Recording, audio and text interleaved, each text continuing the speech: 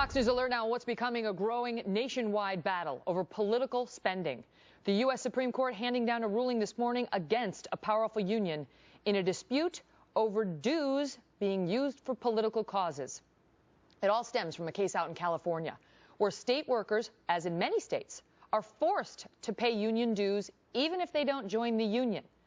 Several of these folks sued the Service Employees International Union over money that was used, their money, individuals' money, for political ads and speech that the individual contributors did not agree with. You know, for example, they supported a bunch of Democrats, and these were Republicans or independents who didn't want their money being used for that, and they weren't given the choice to opt out.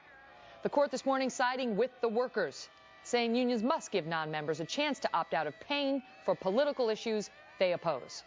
Joining me now is Simon Rosenberg, who's president and founder of NDN, and he's also a former campaign advisor to President Clinton, and Mark Thiessen, who's a fellow at the American Enterprise Institute and a former speechwriter for President George W. Bush.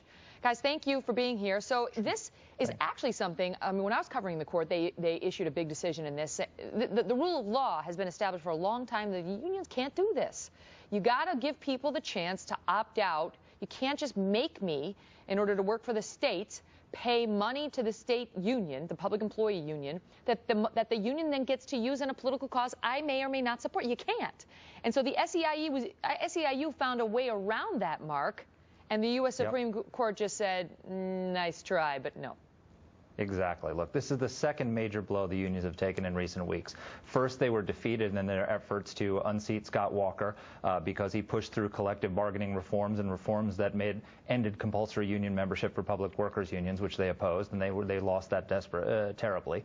And now they've been rejected 7-2. It wasn't even a close decision in the Supreme Court in this decision that they cannot compel people who choose not to join a union to subsidize their political activities. I think it's a sign of the desperation of the unions that they even went to the Supreme Court to fight for the right to compel non-union members to subsidize their political activities. But the reason is because union membership is declining across the country. When Scott Walker enacted his reforms, people left the unions in droves. The Wisconsin Federation of Teachers has lost 6,000 members in the last year.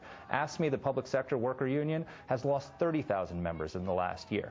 And the same thing happened in Indiana when Governor Mitch Daniels enacted those kinds of reforms. And so when you have fewer workers, you have fewer people making voluntary contributions, you're stuck trying to compel people. And the Supreme Court told them, no, you cannot compel non-union members against their will to support your campaign for the Democrats. Simon, they tried to get around that earlier Supreme Court ruling by saying, oh, it was a temporary assessment. It was a special assessment. It wasn't like the end-of-year assessment. It was special. And the non-union member said, special my elbow. I get the right to object. So the Supreme Court says, yes, you do get the right to object. I want to talk to you about the broader political implications that Mark suggests about what does this say about where it's going for the unions. And I mean, fundraising, cash has been king for the unions. And is there a downward decline happening right now for the unions in money? Well, the major reason that union membership is down in these states is because there's been, almost 1 million public employees laid off throughout the 50 states during this course of the recession. There are substantially fewer union public employees than there were 2 or 3 years ago. That's why the numbers are down. It's not because people are leaving the union because of what Mark just said, is that, and as you know this whole thing, Megan, is that the private sector has been creating jobs. One of the big drags on the American economy in the last several years has been the incredibly rapid layoffs of firemen and teachers and policemen and other folks at the state and local level. And that's part of the reason union membership is down. But look, there's no doubt, let's just be clear about this, right? The campaign finance system is changing in America. The unions actually today have more clout in many ways than they did before, because of the Citizens United decisions allows them to spend money directly on advertising and campaigns in a way that will allow them to control their narrative and their message more than before. Yeah, the same power that it gave to corporations, it gave that decision it gave to unions. So in the same way that companies have more power now, unions have more power too. Mark, I want to ask you, because we saw last week or 2 weeks ago a couple ballot initiatives that passed in these big cities in California that cut down on the power on the pensions that these public sector employees were going to get upon retirement, saying we can't afford it. You know, you're not going to get 90% of your salary forever. Sure. And now there's a ballot initiative out in California again that would prohibit the unions from using the money gathered from payroll deductions for political purposes. In other words, forget making people object. You just can't do that anymore, unions. Don't be pulling dues monies out and using it on politics. Are we seeing a watershed moment here? We're definitely seeing a trend. And look, the reason I know even President Obama abandoned the talking point that the private sector is doing fine, Simon.